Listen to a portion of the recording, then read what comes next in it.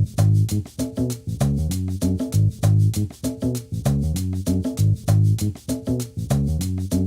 this is Tim Costa with Green State TV, and we're back for episode 2 of our conversation with Julie Gunlock from the Independent Women's Forum. And today we're going to speak with her about who these different organizations and activists are and how they spread their message. So Julie, give us a little insight into the foundation of this movement. What we're starting to see is some cross-pollination between these sort of, anti-chemical organizations and environmental organizations. I mean, frankly, I think environmentalists have a lot of time on their hands now. So they've sort of found this new area where they can scare people. And look, a lot of this is money-driven. A lot of these organizations, they raise money through newsletters. And look, we know, good stories don't exactly sell.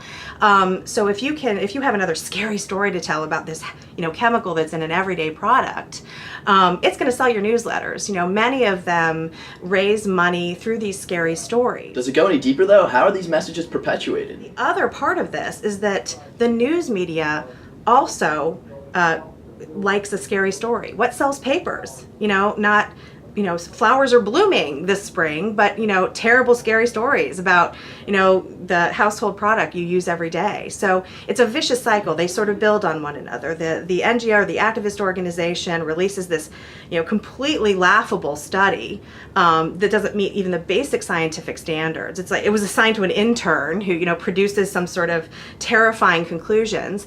They send out a press release, the press grabs onto this. Now, weeks later, when some analysis has been done of this study, and people are saying, this isn't really a good study, the news cycle's over. So you have a ton of people scared, and they demand action. They demand the government come in and fix this. And then we have regulations. So how did this affect you? Women and mothers are targeted.